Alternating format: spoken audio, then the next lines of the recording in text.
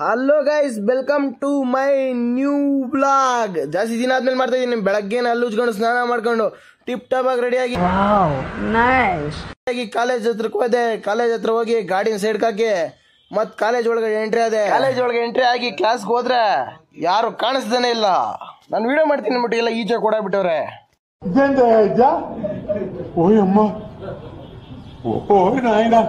ಊಟ ಮಾಡೋಣ ಅಂತ ಮತ್ತೆ PGಗೆ ರಿಟರ್ನ್ ಬಂದು ಊಟ ಮಾಡಕ್ ಬಂದೆ.